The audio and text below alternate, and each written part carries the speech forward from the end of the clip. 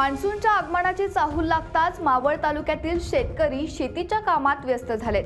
भात लागवडीपूर्वीची सर्व तयारी वेळेत पूर्ण करण्यासाठी शेतकऱ्यांची लगबग सुरू असून शेत शिवारात नांगरणी, मशागत, बांध दुरुस्ती, पाण्याच्या नाल्यांची स्वच्छता तसंच रोपवाटिकांसाठी जमीन तयार करण्याची कामं वेगानं सुरू आहेत। यंदा चांगला आणि समाधानकारक पाऊस पडेल असा अंदाज व्यक्त केला जात असल्यानं शेतकऱ्यांमध्ये नवचैतन्य संचारलं आहे।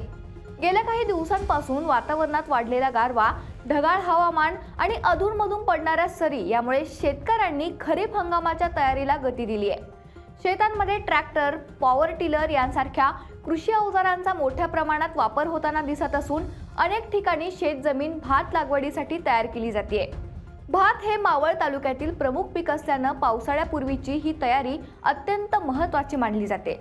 बियाणं, खतं आणि इतर कृषी साहित्याची खरेदी करण्यासाठीही शेतकऱ्यांची धावपळ सुरू आहे। काही ठिकाणी रोपवाटिका तयार करण्याचं काम अंतिम टप्प्यावर आलं असून पहिल्या दमदार पावसानंतर प्रत्यक्ष पेरणी आणि लागवडीच्या कामांना सुरुवात होणार आहे। शेतकऱ्यांच्या चेहऱ्यावर आगामी हंगामाबाबत आशावाद स्पष्टपणे दिसतोय। पावसाच्या प्रतीक्षेत असलेल्या बळीराजा आता नव्या हंगामाच्या स्वागतासाठी सज्ज झाला असून शेतीच्या कामांमुळे गावागावात उत्साहाचं आणि चैतन्याचं वातावरण निर्माण झालंय। मान्सूनचे आगमन होताच मावळातील हिरवागार निसर्ग आणि शेत शिवार पुन्हा एकदा बहरून येणार असल्याची अपेक्षा व्यक्त केली जाते। खरीपाच्या पिकाची पूर्वतयारी चालू आहे। पेरणी वगैरे झाली, 8 दिवस झाले पेरून। आता पावसाची वाट बघतोय, तोपर्यंत त्यापूर्वीची साफसफाईची कामं चालू आहेत शेतीमधली। आम्ही जिरा कोलम बियाणं पेरतो आणि इंद्रायणी आणि आंबेमोहरसुद्धा असतो काही काहींचा।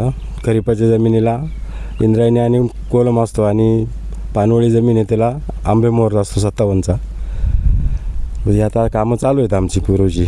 आंबेमोहरचं महत्त्व म्हणजे आमच्या भागामध्ये आंबेमोहरच्या जमिनी आहेत। आंबेमोहरचं जुनं तांदूळ म्हणजे असं की त्याची मशागत, शेणखत, 1 नंबर क्वालिटी, त्याला 4 क्वालिटी आहेत। 1 नंबर एक दाणी, कलर 2 नंबर, 3 नंबर वास, 4 नंबर तर क्विंटलला 70 किलोचा उतारा पडला पाहिजे, तर तो 1 नंबर तांदूळ म्हणायचं।